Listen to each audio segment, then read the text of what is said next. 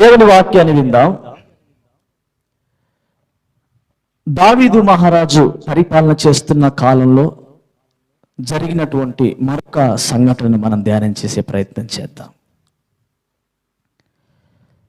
దావీదు మహారాజు ఇశ్రాయేలు దేశాన్ని పరిపాలన చేస్తూ ఉన్నాడు. ఆయన పరిపాలన చేస్తూ ఉండగా దేశం నెమ్మదిగా ఉంది. ప్రజలందరూ సంతోషంగా ఉన్నారు. ఓటమి అంటూ తెలియకుండా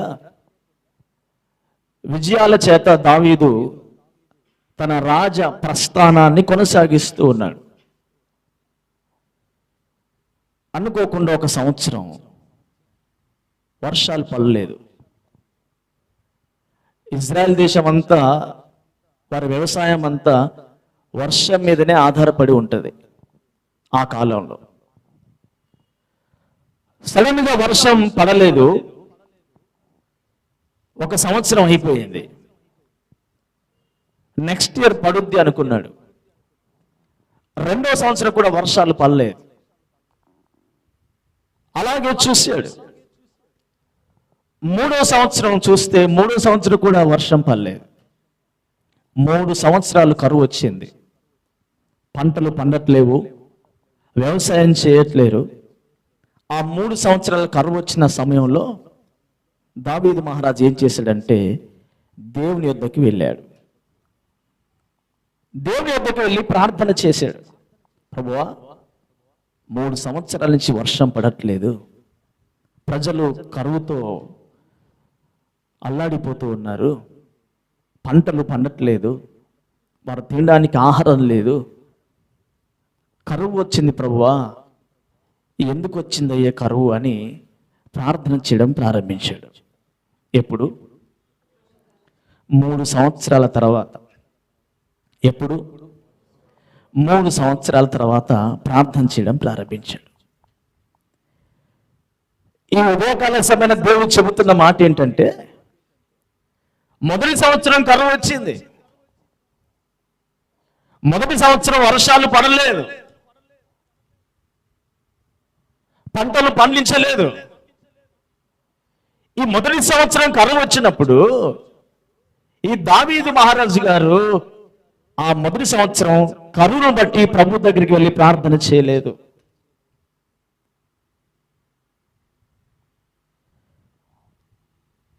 పరిస్థితిని చూశాడేమో తెలియదు మనకి.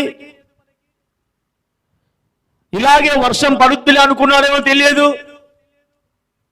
లేకపోతే వర్షాలు పడకపోవడానికి రకరకాల కారణాలు చూయించి మొత్తానికి మొదటి సంవత్సరం ప్రార్థన మాత్రం చేయలేదు, దేవుణ్ణి అడగలేదు. రెండవ సంవత్సరం కరువు వచ్చింది, రెండవ సంవత్సరం కూడా వర్షాలు పడలేదు. ఈ రెండవ సంవత్సరం కూడా దేవుణ్ణి అడగాలని ప్రార్థన చేయాలనేటువంటి ఆలోచన దావీదుకు కలగలేదు. ఎంతసేపటికి కరువు వచ్చిందని వీళ్ళతో వాళ్ళతో చెప్పుకుంటున్నాడు తప్ప ఈ కరువు ఎందుకు వచ్చిందయ్యా అని ప్రభు దగ్గరికి వెళ్ళి ప్రార్థన చేయలేదు. మొదటి సంవత్సరం పంటలే పండలేదు, ప్రజలు అప్పటికీ కరువుతో ఉన్నారు. రెండో సంవత్సరం పంటలు పండట్లేదు, కరువు ఎక్కువైపోయింది. ఆలోచన రావాలి కదా. చక్కగా పరిపాలన చేస్తున్న ఈ దేశంలో, ప్రజలందరూ సంతోషంగా ఉన్న ఈ దేశంలో అకస్మాత్తుగా కరువు ఎందుకు వచ్చిందని ప్రభు దగ్గరికి వెళ్ళి విచారణ చేయాలి కదా. ప్రభు దగ్గరికి వెళ్ళి ప్రార్థన చేయాలి కదా, దేవుణ్ణి అడగాలి కదా. ఈ కరువు వచ్చిందని వాళ్ళకు చెబుతూ, వీళ్ళతో వాళ్ళతో మాట్లాడుతూ, వీరితో వారితో మాట్లాడి వారి సలహాలు వీరి సలహాలు తీసుకుంటూ ఉండే బదులు అసలు ఎందుకు వచ్చింది ఈ కరువు అని ప్రభువుని అడగాలి కదా. ప్రజలు కరువుతో అలమటిస్తూ ఉన్నారు, పంటలు పండట్లేదు, ఆహారం కొదువైపోయింది, పంటలు పండక ప్రజలు అటు ఇటు పరిగెడుతూ ఉండగా ఆ సమయంలో 3 సంవత్సరాల తర్వాత వెళ్ళి ప్రార్థన చేశాడట. ఈ ఉదయకాల సమయమున నీకు శ్రమ కలగగానే, నీకు శోధన కలగానే వేటిని నిందిస్తున్నావు? ఎవరిని నిందిస్తున్నావు? వేటిని సాకుగా చూపిస్తున్నావు? నీకు ఇబ్బంది కలిగినప్పుడు ఎటువైపు పరుగులెడుతున్నావు? ఎక్కడ సహాయం కోసం ప్రాకులాడుతూ ఉన్నావు? అసలు ఈ ఇబ్బంది ఎందుకు వచ్చింది అని ప్రభువుని అడగాలి కదా. ఈ కరువు ఎందుకు వచ్చిందని దేవుణ్ణి అడగాలి కదా. ఈ నింద ఎందుకు వచ్చింది అని దేవుణ్ణి అడగాలి కదా. ఈ అవమానము ఎందుకు కలిగిందయా అని దేవుణ్ణి అడగాలి కదా. దేవుణ్ణి అడగకుండా వీరి మీద వారి మీద నిందలు వేస్తే నీకేంటి ఉపయోగం? కరువు అధికమవుద్ది, శ్రమ అధికమవుద్ది, అవమానం అధికమవుద్ది, నింద అధికమవుద్ది. నీ జీవితంలో కొరత కలిగినప్పుడు, కరువు వచ్చినప్పుడు, శ్రమ కలిగినప్పుడు, శోధన కలిగినప్పుడు నీవు మొదటగా ఈ శోధన ఎందుకు కలిగిందయ్యా అని ప్రభు దగ్గరికి వెళ్ళి ప్రభు యొద్ద విచారణ చేయాలి.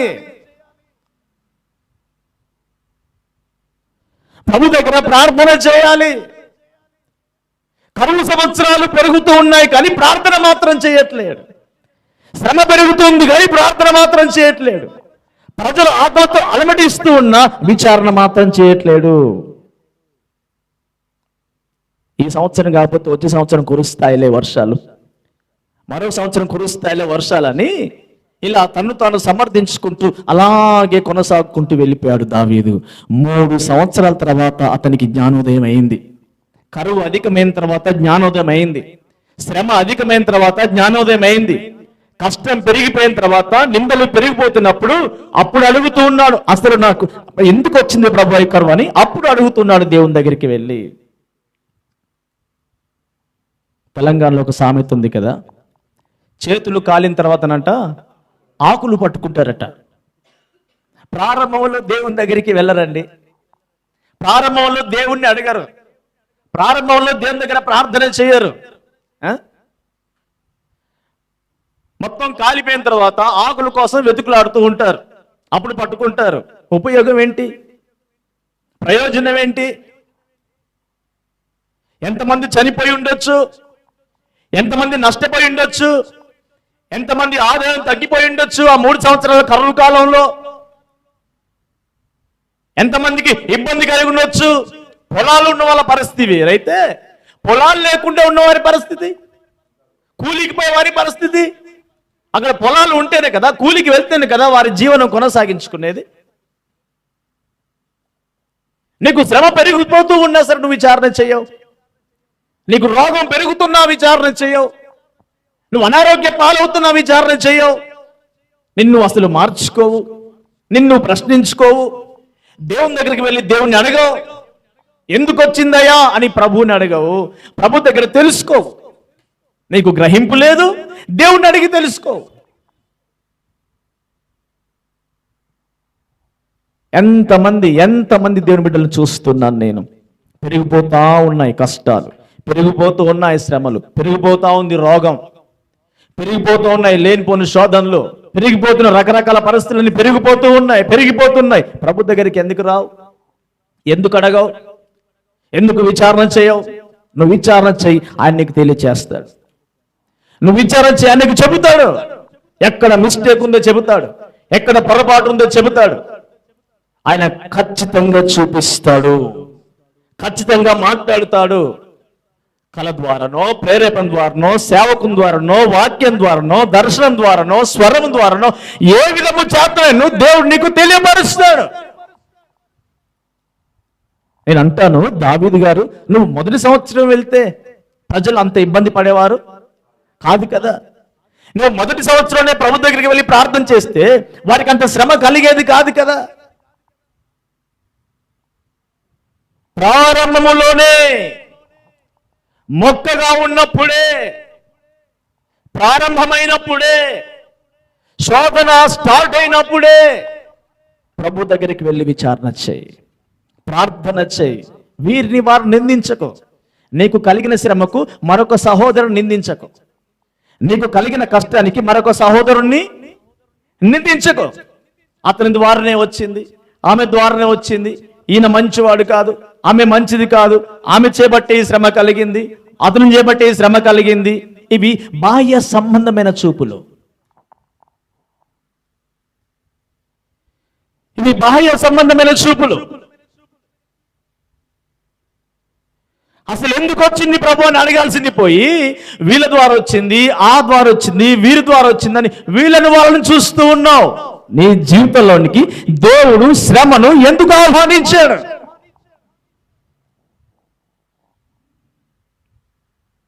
మూడో సంవత్సరం వెళ్ళి ప్రార్థన చేస్తాడు.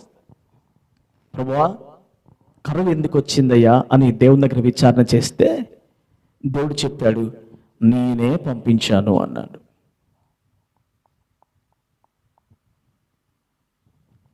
ఎందుకు వచ్చింది ప్రభువా ఈ కరువు అంటే, నేనే పంపించాను కరువు అన్నాడు.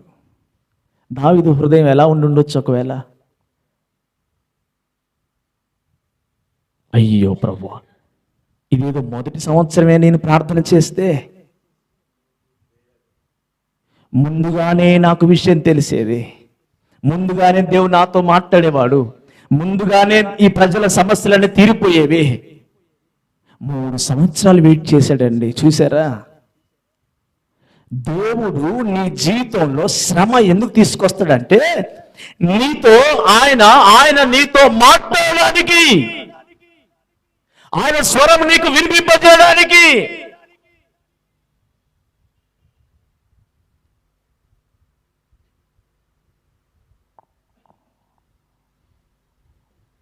ఎంత శ్రమ పడితే నీకు ఆయన స్వరం వినే కృప దొరకాలి. శ్రమ ఎందుకు వచ్చిందయ్యా, కరువు ఎందుకు వచ్చింది అని ప్రార్థన చేస్తే, నేనే పంపించాను అన్నాడు. నేనే పంపించాను అన్నాడు. సాధారణంగా దావీదు హృదయం చాలా సున్నితమైన హృదయం దావీదుది. అంటే ఈజీగా మౌల్డ్ అవుతాడు, దేవుని దగ్గర వంగిపోతాడు, దేవుని ఒడిలో ఒదిగిపోతాడు. దావీదు కీర్తన మనం చదివితే అతని దుఃఖం కనిపిస్తుంది, అతని కన్నీరు కనిపిస్తుంది. నిత్యం ఏడ్చేవాడు దావీదు. ఒక స్త్రీ ఏడ్చినట్టుగా, ఒక తల్లి ఏడ్చినట్టుగా నిత్యం ఏడ్చేవాడు. అంటాడు కదా, రాత్రికాల సమయము నా కన్నీటితో నా పరుపు తేలియాడుతుంది అంటాడు. అతని దేహంలో ఎంత నీరుందో ఆ నీరు తన కళ్ళ ద్వారా వచ్చి పరుపును మొత్తం తడిపేదట. ఈజీగా ఏడ్చేస్తాడు ప్రభు దగ్గర, కన్నీరు కారుస్తాడు. అలాంటిది 3 సంవత్సరాల తర్వాత వెళ్ళి ప్రభుని అడిగితే నేనే పంపించానంటే దావీదు హృదయం ఎలా ఉండి ఉండొచ్చు? కక్కావికలం అయిపోయి ఉండొచ్చు. అయ్యో, 3 సంవత్సరాలు నేను ప్రభుతో మాట్లాడకుండా, అడగకుండా, ప్రభును సంప్రదించకుండా, విచారణ చేయకుండా 3 సంవత్సరాలు నేను ఆలస్యం చేశానే. నా ద్వారా ప్రజలందరూ కూడా కరువులో అలమటించిపోతున్నారే. ఎలా ఉండొచ్చు దావీదు హృదయం? నా ద్వారానే వచ్చింది కరువు, నేనే పంపించాను అన్నాడు దేవుడు. దావీదు అన్నాడు, ఎందుకు వచ్చింది ప్రభువా? ఎందుకు కరువు పంపించావు? నేను తప్పు చేశానా? నేను పొరపాటు చేశానా? ఈ ప్రజలు ఏమైనా పొరపాటు చేశారా? నా హృదయం నీ ఎదుట సరిగా లేదా? నేను నీ ఎదుట సరిగా ప్రవర్తించట్లేదా? నేను నమ్మకంగా పరిపాలన చేయట్లేదా? నువ్వు నాకు అప్పగించిన బాధ్యత నేను నెరవేర్చట్లేదా? ఎందుకు పంపించావు ప్రభువా కరువు అని మరలా అడిగాడట. ఒక దేవుని బిడ్డ ప్రభు ఎదుట తన్ను తాను ఆ రీతిగా ప్రభు ఎదుట కనపరుచుకుంటే స్పష్టంగా దేవుడు అన్ని తెలియపరుస్తాడు. స్పష్టంగా దేవుడు అన్ని తెలియపరుస్తాడు. నేను పొరపాటు చేశానా ప్రభువా? ఇంత గొప్ప కరువు ఎందుకు వచ్చిందయ్యా? 3 సంవత్సరాలు ప్రజలు అలమటించిపోతున్నారే ఆహారం లేక. నా బాధ్యతను సరిగ్గా నిర్వర్తించట్లేదా? నాలో ఏదైనా లోపం ఉందా? నా నడక, నా పడక, నేను కూర్చునుట, నేను లేచునుట, నేను నిలుచుట నేను నడుచుట అన్ని నీకు తెలుసు కదా. ఎక్కడైనా పొరపాటు ఉందా, లోపం ఉందా నాకు తెలియపరిచయ్యా. కరువు ఎందుకు తీసుకొచ్చావు ప్రభువా అని మళ్ళీ అడిగితే దేవుడు చెప్పాడు, నిన్ను బట్టి కరువు రాలేదు, నీకంటే ముందు ఒక రాజు ఉన్నాడు, అతని పేరు సౌలు, అతన్ని బట్టి నేను ఈ దేశం మీదకి కరువును తీసుకొచ్చాను అన్నాడు. దేవునితో మాట్లాడితే ఎన్ని విషయాలు తెలుస్తాయో మీకు. మీ తండ్రుల తరంలో ఉన్న శాపం మీకు తెలియపరచబడుద్ది, మీ తల్లిదండ్రుల శాపం మీకు తెలియపరచబడుద్ది. కొన్ని సందర్భాల్లో మీ తల్లిదండ్రుల శాపం మీ మీద ఏలుబడి చేస్తుంది. కొన్నిసార్లు మీ తాత ముత్తాతల శాపం మీ మీద, మీ కుటుంబం మీద ఏలుబడి చేస్తుంది. అందుకే వర్ధిల్లడానికి, దీవించబడానికి వెనకకు పోతావు.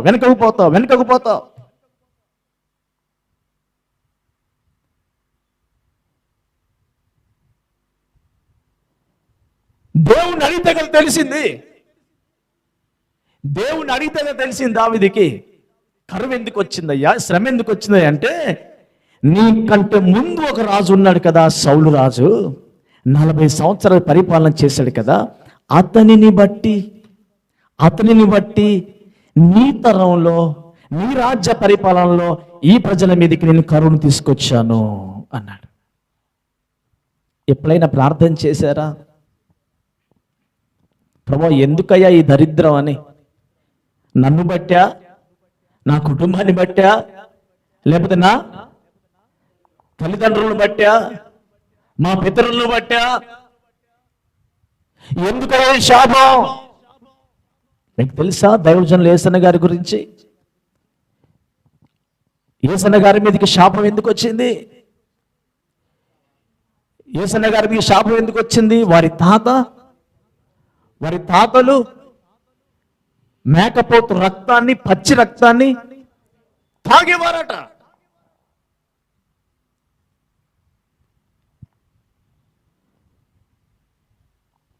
ఈ మేకపోటేల యొక్క పచ్చి రక్తాన్ని అలా గొంతు కురికి రక్తాన్ని తాగేవారట. వారి తాతలు చేసిన పొరపాటు, ఆ శాపం దైవజనులు యేసన్న గారి మీదకి వచ్చింది కదా. నువ్వు ప్రభువుని అడిగితే, నువ్వు ప్రార్థన చేస్తే, నువ్వు విచారణ చేస్తే నీకు విషయాలు తెలుస్తాయి. నువ్వు దేవుణ్ణి అడిగితే ఆ విషయాలు నీకు తెలియపరుస్తాడు దేవుడు. నీవు అడగకపోతే నీకు ఎలా తెలుస్తాయి? నీకెవరు చెబుతారు? చాలా కుటుంబాల్లో లేమి, చాలా కుటుంబాల్లో దరిద్రం, చాలా కుటుంబాల్లో అసమాధానం, నెమ్మది లేని పరిస్థితి, ఆర్థిక అస్తవ్యస్తం అంతా. అడుగు విచారణ చేయి దేవుని దగ్గర, ప్రార్థన చేయి ప్రభు దగ్గర. ప్రభువా నా తప్పిదం ఉందా, నా పితరుల తప్పిదం ఉందా, నా కుటుంబం తప్పిదం ఉందా? ఎందుకు ఈ శాపం నా కుటుంబాన్ని ఏలుబడి చేస్తుంది? ఎందుకు ఈ రోగం నా కుటుంబాన్ని, నన్ను ఏలుబడి చేస్తుంది? ఎందుకు ఈ అసమాధానం నన్ను ఏలుబడి చేస్తుంది? విచారణ చేయి ప్రభు దగ్గర, ప్రభు నీకు తెలియపరుస్తాడు. చెప్పాడు దావీదు మహారాజుకి, నీ తరపున రాలేదు. ఎలా వచ్చింది ఈ శాపం అంటే, నీకంటే ముందు సౌలు రాజు ఉన్నాడు, సౌలు రాజును బట్టి ఈ కరువు మీ జీవితంలోనికి వచ్చింది అని అంటాడు. ఎలా వచ్చింది ప్రభువా? సౌలును బట్టి కరువు ఎలా వచ్చింది మాకి? ఏం చేశాడు సౌలు? ఇప్పుడు మా కరువు పోవాలంటే మేమేం చేయాలి? అతను ఏం చేశాడు? అతను ఏం చేయడం బట్టి కరువు వచ్చింది. ఇప్పుడు మా కరువు పోవాలంటే ఏం చేయాలి? దేవుడు చెప్పాడు, సౌలు రాజు మీ దేశంలో ఉన్న, వినాలి, మీ దేశంలో ఉన్న గిబియోన్లో నివసిస్తున్నటువంటి శేషముగా ఉన్న, కొద్దిగా ఉన్న గిబియోను జాతిని చంపాడు, అందుకు కరువు తీసుకొచ్చాను అన్నాడు. మీరు చాలా జాగ్రత్తగా వినాలి, అర్థం చేసుకోవాలి. శ్రద్ధగా విని అర్థం చేసుకుంటేనే ఇది మీకు సరైన రీతిలో అర్థమవుద్ది. లేకపోతే అర్థం కాదు, ఎలా వచ్చారో అలా వెళ్ళిపోతారు.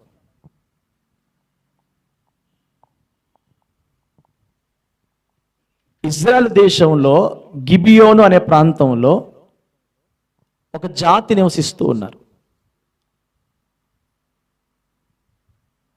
వారు శేషంగా ఉన్నారు, అంటే కొద్దిగా ఉన్నారు. వారు వచ్చి ఏం చేశారంటే గిబియోన్లో నివసిస్తూ ఉన్నారు. వారు నిజానికి ఇశ్రాయేలీలు కాదు, యూదులు కాదు. సౌలు రాజు అయిన తర్వాత ఏం చేశాడంటే, సౌలు రాజు అయిన తర్వాత గిబియోన్లో నివసిస్తున్న శేషముగా ఉన్న ఇశ్రాయేలు జాతి కాని యూదులు కాని వారిని, ఆ గిబియోనీలను చంపాడట, హతం చేశాడట.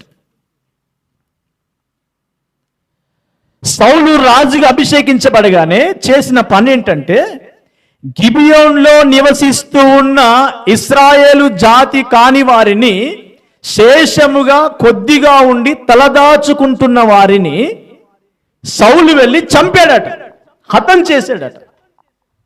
సరే, ఎందుకు హతం చేశాడు? వారిని హతం చేయాల్సిన అవసరం ఏముంది? వారు ఎప్పటి నుంచి నివసిస్తున్నారంటే యెహోషువ కాలం నుంచి నివసిస్తున్నారు అక్కడ. ఎప్పటి నుండి? మోషే తర్వాత యెహోషువ కాలం నుంచి వాళ్ళు నివసిస్తున్నారు అక్కడ. వారు ఎవరికే హాని చేయరు, వారు ఎవరిని ఇబ్బంది పెట్టలేదు. వారే వచ్చి తలదాచుకున్నారు కదా, వారే వచ్చి ఒక స్థావరం ఏర్పాటు చేసుకున్నారు కదా. ఇశ్రాయేలు కానీ యూదులు కానీ ఏ రకమైన వారు హాని కీడు కలగ చేయలేదు. వారు నివసిస్తున్న వారిని సౌలు వెళ్ళి వారిని హతము చేసెను. వారు ఇశ్రాయేలీలు కాదు, వారు యూదులు కాదు, వారు దేవుని ప్రజలు కాదు. దేవుని ప్రజలు కాని వారి నిమిత్తము వారిని చంపినందున, వారిని హతము చేసినందున కరువు ఇశ్రాయేలీయుల మీదకి దేవుడు తీసుకొచ్చాడట. చంపింది ఎవరు? సౌలు. ఎవరిని చంపాడు? దేవుని ప్రజలనా? కాదు కాదు కాదు. ఎవరిని చంపాడు? గిబియోనీలను, శేషమును చంపాడు. కర్ర ఎవరి మీదకి వచ్చింది? దేవుని ప్రజల మీదకి వచ్చింది. చంపింది సౌలు, చంపబడిన వారు గిబియోనీయులు. కర్రేమో దేవుడు తన ప్రజల మీద తీసుకొచ్చాడు. ఇప్పుడు చంపింది సౌలు అయితే సౌలు మీద కదా తీసుకురావాల్సింది.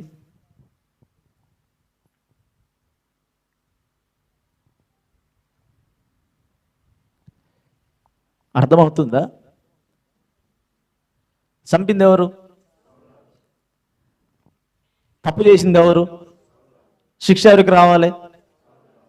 ఎవరికి రావాలి? సౌలుకు రావాలి. ఎవరికి వచ్చింది? అదేంటి?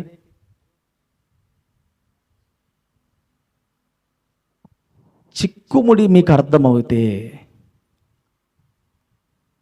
వాక్యం మీకు అర్థమవుతే అద్భుతమైన దేవుని కనికరాన్ని మీరు చూస్తారు.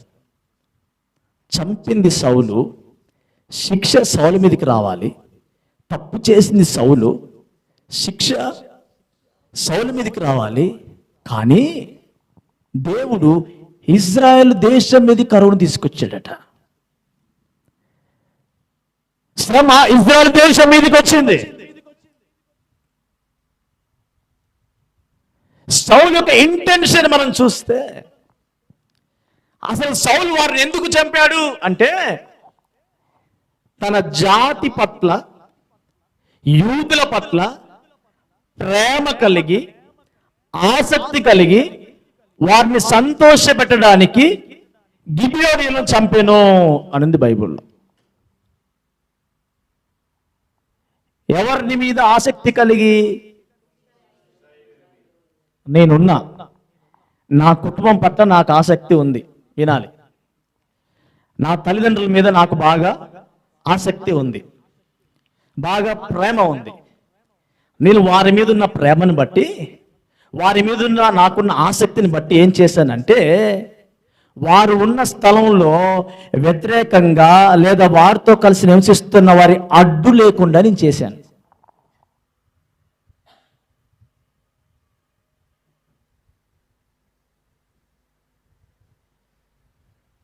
అర్థమవుతున్నాయా? నా జాతి క్షేమం కొరకు మరొక జాతిని బాధపడుతున్నా నేను. నా జాతి క్షేమం కొరకు, నా కుటుంబ క్షేమం కొరకు, నా కుటుంబ ఆసక్తి కలిగి నేనేం చేస్తున్నానంటే, నా స్వార్థం కొరకు, నా తల్లిదండ్రుల క్షేమం కొరకు నేను చేస్తున్నా అంటే మరొక తల్లిదండ్రులను, మరొక వ్యక్తులను ఇబ్బంది కలిగిస్తున్న వ్యక్తిగా నేనున్నాను. 2వ సమూయేలు గ్రంథము 21వ అధ్యాయము. 2వ సమూయేలు గ్రంథము 21వ అధ్యాయం 1వ వచనము. దావీదు కాలమున 3 సంవత్సరములు విడవకుండా కరువు కలుగగా దావీదు యెహోవాతో మనవి చేసెను. అందుకు యెహోవా ఇలాగు సెలవిచ్చెను, సౌలు గిబియోనీయులను హతము చేసెను గనక అతన్ని బట్టి నరహంతులకు అతని ఇంటి వారిని బట్టి శిక్షగా ఈ కరువు కలిగెను. గిబియోనీయులు ఇశ్రాయేలు సంబంధులు కారు, వారు అమోరీలో శేషించిన వారు. ఇశ్రాయేలీలు మిమ్మల్ని చంపమని ప్రమాణపూర్వకంగా వారితో చెప్పిండ్రు గాని సౌలు ఇశ్రాయేలు యూదాల వారి యందు ఆసక్తి గలవాడై వారిని హతము చేయ చూచుచుండెను.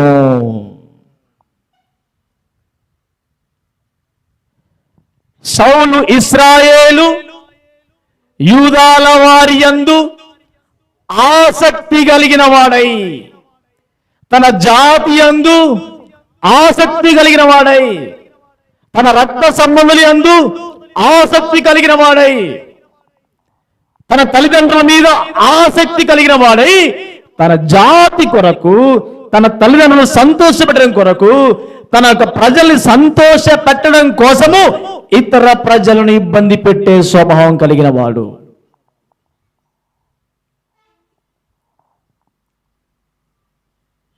నా ప్రజల క్షేమం కోసము ఇతరుల ప్రజలు ఏమైపోయినా పర్వాలేదు,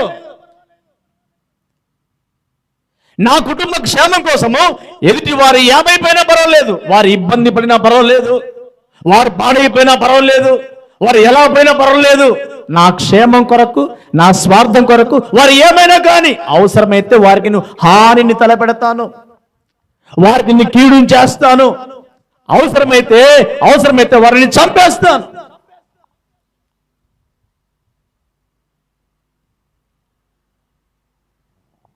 ఎవరి యందు ఆసక్తి కలిగి ఆ పని చేశాడో, ఎవరి యందు ఆసక్తి కలిగి ఆ పని చేశాడో, ఎవరి యందు ఇష్టము కలిగి ఎదుటివారిని ఇబ్బంది పెట్టాడో, ఎవరి మంది ప్రేమతో ఎదుటివారికి హాని కీడు తలపెట్టాడో, దేవుడు ఏం చేశాడంటే ఎవరి యందు ఆసక్తి కలిగి ఉన్నారో వారికి శ్రమను కలిగజేశాడు దేవుడు. నీ ఆసక్తి ఇతరులకు మేలుకరంగా ఉందా, ఇతరులకు కీడును కలగ చేస్తుందా?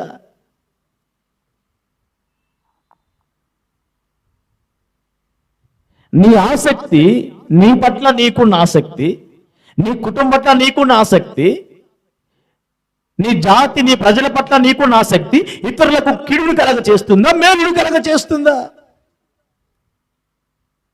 నేను పైకొస్తే చాలు ఎటు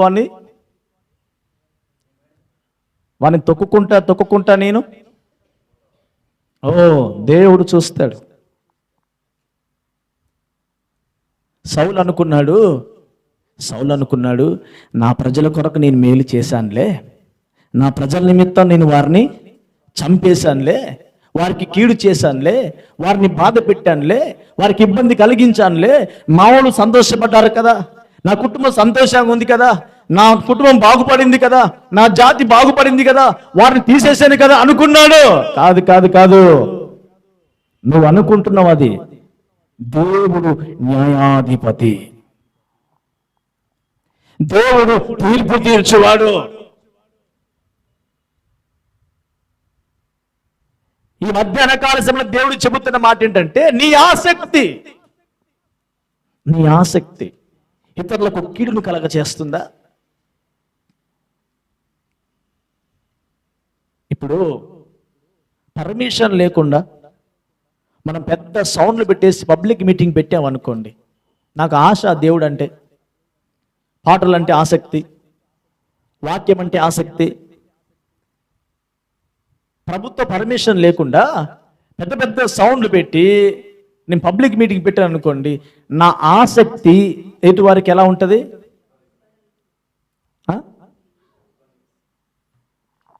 దేవుడు అది కూడా చూస్తాడు. అది కూడా చూస్తాడు. నా పేరు చెప్పి ఎటు వారిని ఇబ్బంది పెట్టడం ఏంటి? నా గురించి మాట్లాడుతూ పక్క వారికి కీడు చేయడం ఏంటి? నా గురించి ప్రకటిస్తూ పక్క వారికి హాని తలపెట్టడం ఏంటి? వారిని బాధ పెట్టడం ఏంటి? వారిని భావించి వారు దుఃఖ పెట్టడం ఏంటి? ఎన్ని కుటుంబాలు ఏడ్చాయండి గిబియోన్లో. పురుషులను చంపితే తల్లులు విధవరాలు కాలేదా? పిల్లలు తండ్రులు లేని వారు కాలేదా? వారి జీవనోపాధి పోలేదా? వారి కన్నీరు, వారి వేదన. దేవుడు ఒక జాతికి కాదు, దేవుడు మనకు మాత్రమే దేవుడు కాదు. ఆయన భూమి మీద ఉన్న ప్రతి ఒక్కరికి దేవుడే.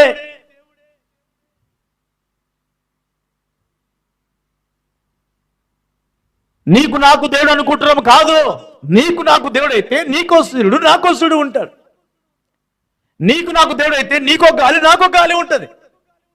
ఆయన అందరికీ దేవుడు. యేసుక్రీస్తు అందరికీ ప్రభువు అనుంది బైబిల్లో. అందరికీ వర్షం కురిపిస్తున్నాడు, అందరికీ గాలిని ఇస్తున్నాడు, అందరిపైన సూర్యుని ఉదయింపచేస్తూ ఉన్నాడు, అందరికీ చీకటిని చూపిస్తూ ఉన్నాడు. వారు అన్యులైతే ఏంటి, దేవుని ఎరగిన వారైతే ఏంటి, నీ ద్వారా నీ ఆసక్తిని బట్టి వారికి ఇబ్బంది కలుగ చేస్తే వారు కన్నీరు కారిస్తే నా దేవుడు వింటాడండి. అమోరీలంట వాళ్ళు అమోరియ జాతికి చెందిన వాళ్ళంట. వారు ఇశ్రాయేలు కాదు, వారు అమోరీల జాతికి చెందిన వారు ఇశ్రాయేలీలు కాదు. వారు అన్యులు, దేవుని ఎరగని జనం. అది అమోరీయులు వేదన పడితే, అమోరీయులు కన్నీరు కారిస్తే, అమోరీయులు బాధపడితే, వారి ఇబ్బంది ప్రభువుకు మొరపెడితే దేవుడు ఏం చేశాడంటే తన ప్రజలు అని కూడా చూడలేదండి, న్యాయం చేశాడు. న్యాయాధిపతి కదా, ఖచ్చితంగా న్యాయంగా మాట్లాడతాడు, న్యాయంగా తీర్పు తీరుస్తాడు. ఈ మధ్యాహ్న కాల సమయన నీకు శ్రమ ఎందుకు వచ్చింది? నీకు శ్రమ ఎందుకు కలుగుతుంది? నీకెందుకు లేమి ఏలుబడి చేస్తూ ఉంది? ఎందుకు నెమ్మది లేకుండా ఉంది నీ పరిస్థితి? అంటే నీ ఆసక్తి, నీ ప్రేమ, నీ ఆశ ఇతరులకి ఇబ్బంది కలిగిస్తోంది.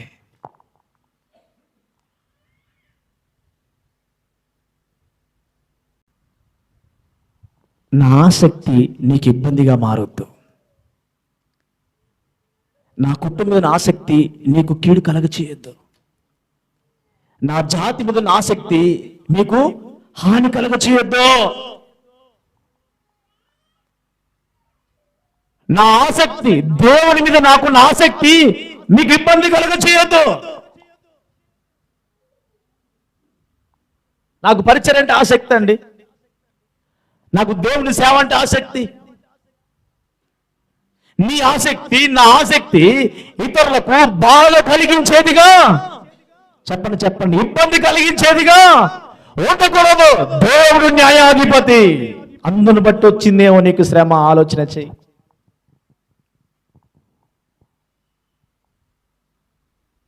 రాత్రి ఆ మాట చదువుతుంటే, ఆ మాట ధ్యానం చేస్తుంటే ఎంత స్పష్టంగా దేవుడు రాసి ఉంచితే బైబిల్లో, నా ఆసక్తి ద్వారా నాకు కీడు కూడా కలుగుద్దా ప్రభువా? నా ఆసక్తి ద్వారా నాకు శాపం కూడా వస్తుందా? నా ఆసక్తి మంచిది కాదన్నప్పుడు, నా ఆసక్తి ఇతరులకు ఇబ్బందిగా మారినప్పుడు, నా ఆసక్తి, నా ఆశ, నా ప్రేమ ఇతరులకు కీడుగా మారినప్పుడు నా మీదకి శ్రమ వస్తుందా ప్రభు? అలాగే వచ్చింది. సౌలు ఇశ్రాయేలు యూదాల వారి యందు ఆసక్తి కలిగిన వాడై, ఎవరి మీద ఆసక్తి? మీ మీద నాకు ఆసక్తి, మీ మీద నాకు ఆసక్తి, మీరంటే నాకు ఇష్టం, మీ మీద నాకు ప్రేమ ఎక్కువ. మిమ్మల్ని సంతోషపెట్టడానికి ఏం చేస్తున్నానంటే ఇతరులను చంపేస్తున్నాను నేను. సరే, సౌలు రాజు అయితే మనసులు చంపాడు, మీరు ఏమేమి చంపుతున్నారు నాకేం తెలుసు? వాళ్ళ మనసులు చంపుతారు, వారి సంతోషాన్ని చంపుతారు, వారి నెమ్మదిని చంపుతారు, వారి హృదయాలను చంపుతారు. ఏమేమి చంపుతున్నారో, వారిలో సంతోషం లేకుండా సంతోషాన్ని చంపేస్తారు, నెమ్మది లేకుండా నెమ్మదిని చంపేస్తారు. అందుకే నీకు శ్రమ కలిగిందేమో, అందుకే నీ జీవితంలో లేపి వచ్చిందేమో. ఎంతమందికి ఆ రకంగా మీరు కీడు చేయలేదు? ఎంతమందికి హాని చేయలేదు? దైవజన డిఎల్ మూడీ గారి గురించి మీరు ఎప్పుడైనా విన్నారో లేదో నాకు తెలియదు. డిఎల్ మూడీ, మోడీ కాదు మూడీ, గొప్ప దైవజనుడు.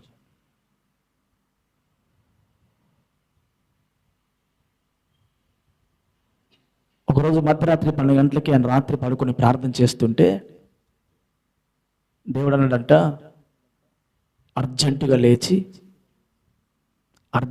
లేచి నీకు పని చేస్తున్న ఇంట్లో నీ పని మన దగ్గరికి వెళ్ళి నా గురించి చెప్పి ప్రార్థన చేసి రాపో అన్నాడట. ప్రభువా, ఇప్పటి వరకు పరిచర్య చేసి చేసి చేసి అలసిపోయాను, తిరిగి వచ్చాను, సువార్త ప్రకటించాను, అలసిపోయి పడుకున్నాను, లేవలేని పరిస్థితి ఉంది. వాడు పనివాడే కదా, రేపు ఉదయం నా దగ్గరికి వస్తాడు కదా,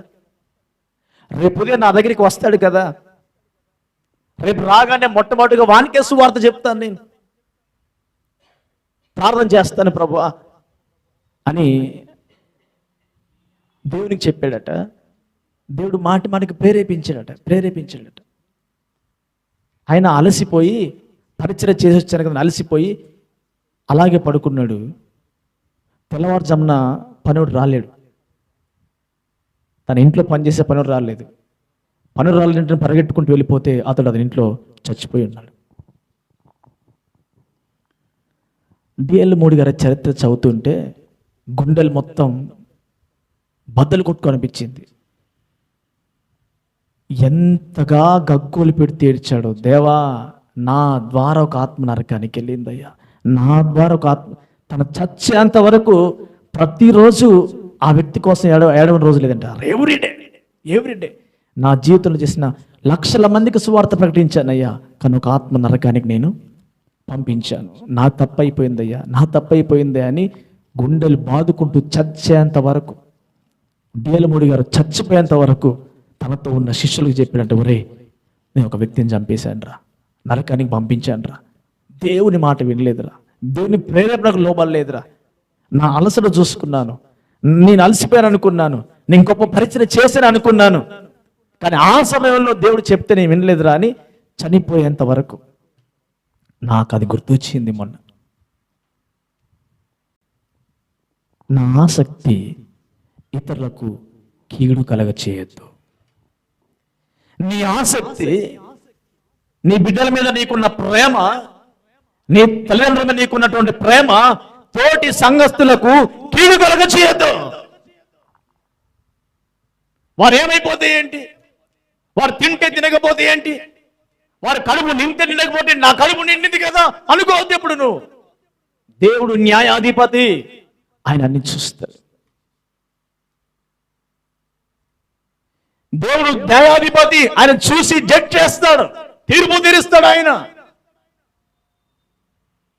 ఇదిగో అమోరీల శేషించిన జనం ఏడిస్తే, తల్లులు ఏడిస్తే, ఆ పిల్లలు ఏడిస్తే, అయ్యో ఒకవేళ మమ్మీ డాడీ లేడు, ఆకలేస్తుంది, అన్నం లేదని వారు చిన్నపిల్లలు కేకలు వేస్తూ ఉంటే వారి కేకలు విన్న దేవుడు అండి ఆయన. కరువు ఎందుకు తీసుకొచ్చాడంటే, నేను అనుకుంటున్నాను కరువు ఎందుకు తీసుకొచ్చాడంటే, వీరి కడుపు కాలితే కానీ వారి కడుపులు ఎలా కాలాయో వీరి కడుపులు కాలితే తెలుస్తుంది వీరికి అని దేవుడు కరువును తీసుకుని ఉండొచ్చు.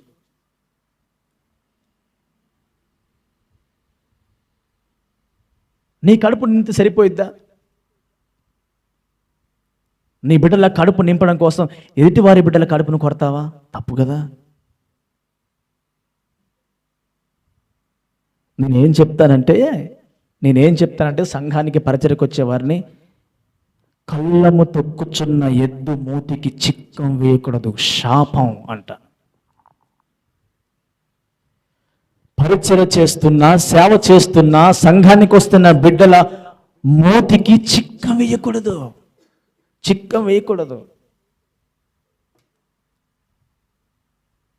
అది శాపం దేవుని దృష్టిలో.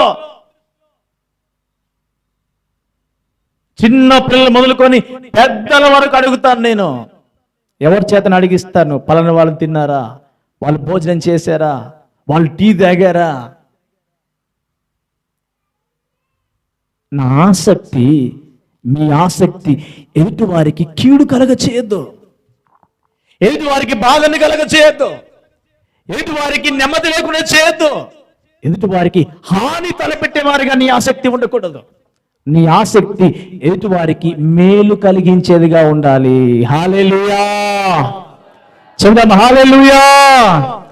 సౌలా, నీ జాతి క్షేమం కోసం, నీ కుటుంబ క్షేమం కోసం, వారి మీద నా ఆసక్తిని బట్టి, నీ తల్లిదండ్రులకు ఆరోగ్యం కోసం వారి మీద నా ఆసక్తిని బట్టి ఎదుటివారి కడుపును కొట్టట, ఎదుటివారికి కీడు తలపెట్టుట, ఎదుటివారికి హాని చేయుట, ఎదుటివారిని దుఃఖ పెట్టుట దేవుడు తీర్పు తీరుస్తాడు.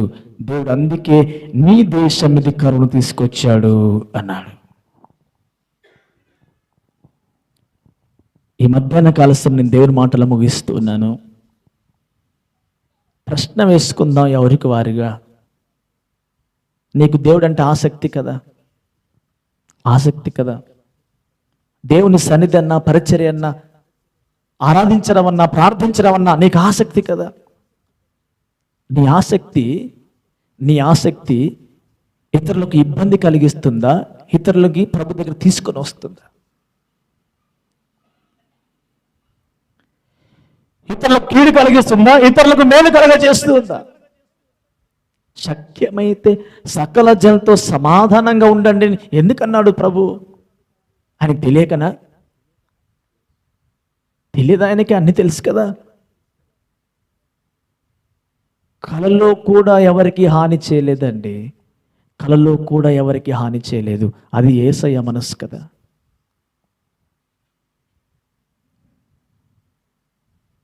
తన్ను పట్టుకొని అమ్ముకుంటున్న రోమా సైనికులకు అమ్ముకుంటున్న యూదాను కూడా దేవుడు,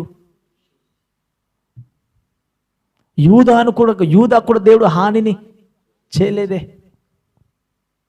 నువ్వు చేయాల్సిన పని చెయ్యి అన్నాడు అంతే.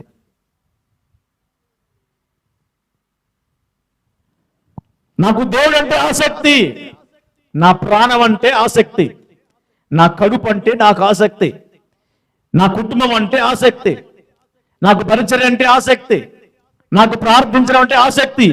నా ఆసక్తిని బట్టి ఇతరులకు నేను కీడు కలగ చేస్తున్నానా, మేలు కలగ చేస్తున్నానా? దేవుడు జడ్జిమెంట్ చేస్తాడు. నేను ప్రార్థిస్తే అది ఇతరులకు మేలే కలగాలి, కీడు కలగకూడదు. నేను పరిచయం చేసే ఇతరులకు మేలు కలగాలి, కీడు కలగకూడదు. ఈ మధ్యాహ్న కాల సమయంలో సౌలు వారి జాతి మీద ఉన్న ఆసక్తిని బట్టి మరొక జాతిని చంపేశాడు. వారి తల్లిదండ్రుల మీద ఆసక్తిని బట్టి మరొక తల్లిదండ్రులను వేధించాడు. ఎంత శాపం అండి. 3 సంవత్సరాల కరువు వచ్చింది. దేవుడు అది కూడా చూశాడు. అసలు సౌలు ఇంటెన్షన్ బైబిల్లో మరెక్కడ రాసలేదు ఆ మాట. నేను వెతికాను రాత్రి, ఎలా చంపాడు, ఎక్కడ చంపాడు, ఏ సమయంలో చంపాడని వెతికాను. దేవుడు బయలుపరిస్తే తప్ప దావీదుకి తెలియదు. సౌలు ఇంటెన్షన్ ఏంటో దేవునికి తెలుసు. ఎందుకు చంపాడో దేవునికి తెలుసు. ఎందుకు వారికి బాధ పెట్టాడో దేవునికి తెలుసు. నీ అంతరంగం తెలిసిన వాడు దేవుడు. నీ ఇంటెన్షన్ తెలుసు దేవునికి. నువ్వు ఏ ఇంటెన్షన్తో నువ్వు చేస్తున్నావో దేవునికి తెలుసు. నీ ఇంటెన్షన్ బట్టి దేవుడు తీర్పు తీరుస్తాడు. నీకు ఆసక్తి నీ పట్ల, నీ కుటుంబం పట్ల, సంఘం పట్ల, నీ బిడ్డల పట్ల, పరిచర్య పట్ల నీకు ఆసక్తి ఉంది, కాదనట్లేను. నీ ఆసక్తి ఇతరులకు కీడు కలగ చేస్తుందా, ఇతరులకు ఇబ్బంది కలగ చేస్తుందా, ఇతరులను ఇబ్బంది పెడుతుందా, ఇతరులకు మేలు కలిగిస్తుందా, ఇతరులకు దుఃఖపెడుతుందా? ఒకవేళ నీ ఆసక్తి ఇతరులకు కీడు కలగ చేస్తే దేవుడు వారి పక్షమున నీకు తీర్పు తీరుస్తాడు. అర్థమవుతుందా? నాకు దేవుడు అంటే ఆసక్తి అండి, ఓకే, కాదంటలేని ఆసక్తి నీకు. నీ ఆసక్తి ఇతరులకు ఇబ్బంది కలగ చేస్తుందా?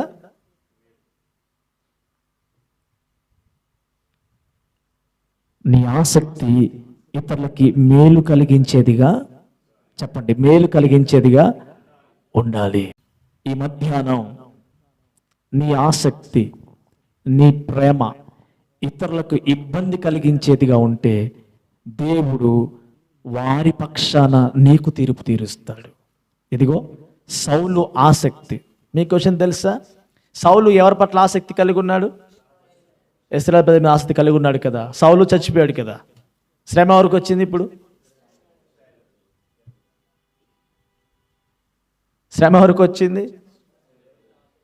ఎవరి పట్ల ఆసక్తి కలిగి నువ్వు పని చేసావో వారికి శ్రమ వచ్చింది. ఇప్పుడు వారి శ్రమల్లోకి రావడానికి కారణం ఎవరు?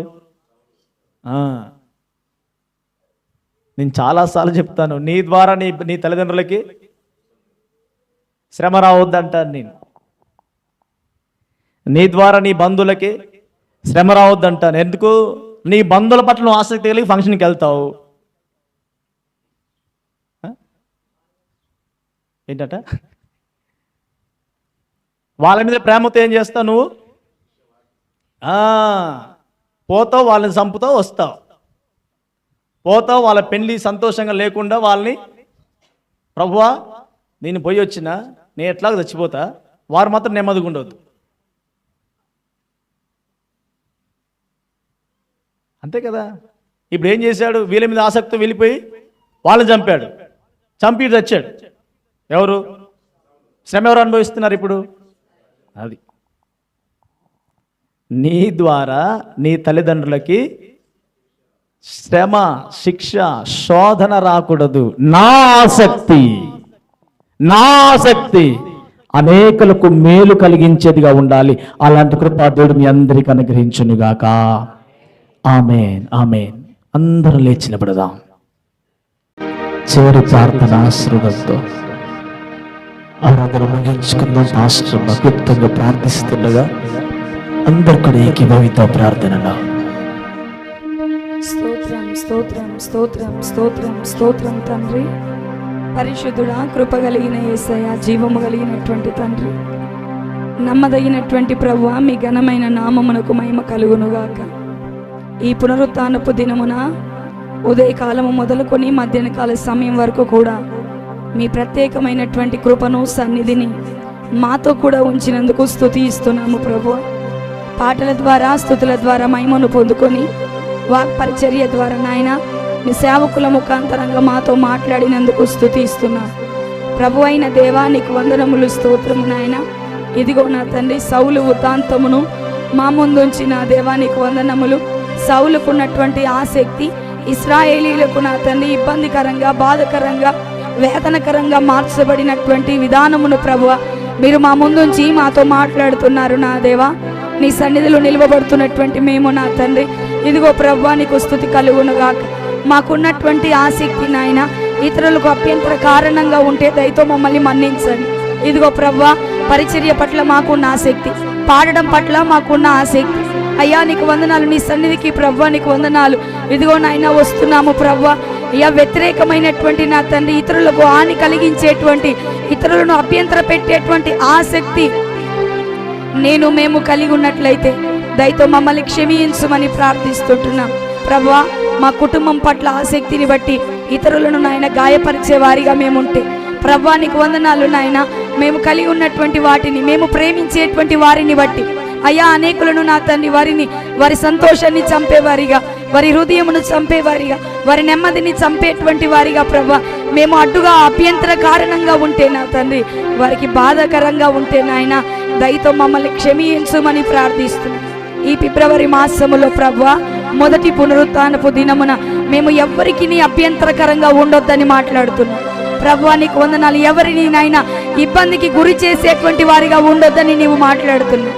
నీ మాటలు వినే కృప మాకు దయచేయండి ప్రభువా నీకు వందనాలు. సౌలు నాయన ఇదిగో నా తన ఇశ్రాయేలీలు గిబియోనీయులను నిర్మూలము చేయమని నీ నామం పేరిట ప్రమాణము చేసి ఉండగా ఆ ప్రమాణాన్ని ఇచ్చినటువంటి మాటను ప్రక్కన పెట్టి నాయన గిబియోను వాసులను చంపాడు గనుక తన ప్రజల పట్ల మక్కువను బట్టి, తన సంతతి పట్ల, తన జాతి పట్ల, అయ్యా యూదా వారి పట్ల, ఇశ్రాయేలు వారి పట్ల తనకున్న ప్రేమను వ్యక్తపరచడానికి దేవానికి వందనాలు. గిబియోను వాసులకు ఆటంకకరంగా, అభ్యంతరకరంగా, బాధను మిగిలించేవాడిగా ఉన్న కారణాన ప్రభా ఎవరి యందు ఆసక్తి నిలిపాడో వారికి శాపం వచ్చింది నాయన. ఇదిగో నాయన ఎవరిని బట్టి నా తండ్రి మేము నాయన ఇతరులకు అభ్యంతర కారణంగా, ఇబ్బందికరంగా, ఆటంకకరంగా వారిని బాధ పెట్టే విధంగా ఉంటున్నాము నా తండ్రి. అయ్యా వారికి శ్రమ వస్తుందని నీవు మాట్లాడుతున్నావు గనుక మా కుటుంబం బాగుండాలి నాయన, బంధుమిత్రులు బాగుండాలి, మా సమాజం బాగుండాలి, సంఘము బాగుండాలి, తోటివారు బాగుండాలి ప్రభువా నీకు స్తుతి కలుగునుగా. అయ్యా మేము చేసే పరిచర్య అంగీకరింపబడాలి. అయ్యా నీకు వందనాలు నాయన. ఇదిగో ఎవ్వరికి అభ్యంతరకరంగా, ఇబ్బందికరంగా మేము ఉండకుండానట్లు మా ఆసక్తి నాయన అనేకులకు మేలు చేకూర్చే విధంగా ఉండునట్లు సహాయం చేయమని ప్రార్థిస్తున్నాం. అయ్యా మీ సన్నిధిలో మేము కలిగి ఉన్నటువంటి ఆసక్తి, మీ సన్నిధిలో మేము కనుపరుస్తున్నటువంటి ఆసక్తి అనేకులకు దీవెనకరంగా ఉండాలి, అనేకులకు మేలును చేకూర్చే విధంగా ఉండాలి. అంతేగాని నాయన అయ్యా నీకు వందనాలు బాధ పెట్టే విధంగా, అభ్యంతరపరిచే విధంగా ఉండకుండానట్లు సహాయం చేయమని వేడుకుంటున్నాం. ఈ రీతిగా మమ్మల్ని బలపరుచు నాయన నీకు వందనాలు. ఇదిగో నిశ్చయముగా నీ దుర్దశను నీవు మరిచేదవని ఈ యొక్క మాసానికి నీ వాగ్దానం ఇచ్చావు ప్రభువా. ఈ వాగ్దానము మాలో నెరవేర్చబట్టకు సహాయం వచ్చి కృపగలిగిన దేవానికి వందనాలు. ఈ పునరుత్థానపు ఆరాధనకు వచ్చిన ప్రతి బిడ్డను పేరు పేరున జ్ఞాపకం చేసుకోనండి నాయన. నీ ప్రత్యేకమైన కృప చేత నింపండి, మేలు చేత నింపి పంపమని వేడుకుంటున్నాను. ఆయురారోగ్యములు ప్రసాదించండి, ఉన్నతమైన కృపల చేత బలపరుచు నాయన. ఈ యొక్క మాసానికి సరిపోయిన కృప చేత కప్పు నాయన. ప్రతి వారి తలల మీద నీ దీవెన నిలిచి ఉండుటకు సహాయం వచ్చి, ప్రతి వారి తలల మీద నీ కృప నిలిచి ఉండుటకు సహాయం వచ్చి, కృప కప్పబడునుగా, కృప కప్పబడునుగా, కృప కప్పబడునుగాక నాయన. నీ కృప చేత ఈ మాసము దాటుదుముగాక, విజయోత్సాహంతో ముందుకు సాగుదుము నాయన. సహాయం చేసి మహిమను పొందుకొనమని వేడుకుంటూ ఈ మధ్యాహ్న కాలపు దీవెన ఆశీర్వాదముల చేత మమ్ము నింపుమని యేసయ్య శక్తి కలిగిన నామమున అడుగుచున్నాము తండ్రి, ఆమేన్. ఆశీర్వదించుకుందాం. మన తండ్రి అయిన దేవుని ప్రేమ, ప్రభువైన యేసుక్రీస్తు వారి కృప, పరిశుద్ధాత్మ దేవుని కరణ సహవాసమైన సన్నిధి ఇక్కడ మనకును సకల పరిశుద్ధులకును ఇది ఆరాధనలో పాల్గొన్న ప్రతి బిడ్డకు ఇది మొదలుకొని రాకలం తోడేండు ముందుకు నడిపించి బలపరచునుగాక. ఆమేన్. యేసు రక్తమే జయం, యేసు రక్తమే జయం, యేసు నామములో సంపూర్ణ విజయం, అవాది కనందుకుడి నాశనం. తండ్రి నీ కార్యం నిరంతరం జయము జయము జయము తండ్రి. ఆమేన్. అందరి కొందనాలు. దేవుడు మిమ్మల్ని దీవించునుగాక. ఆమేన్.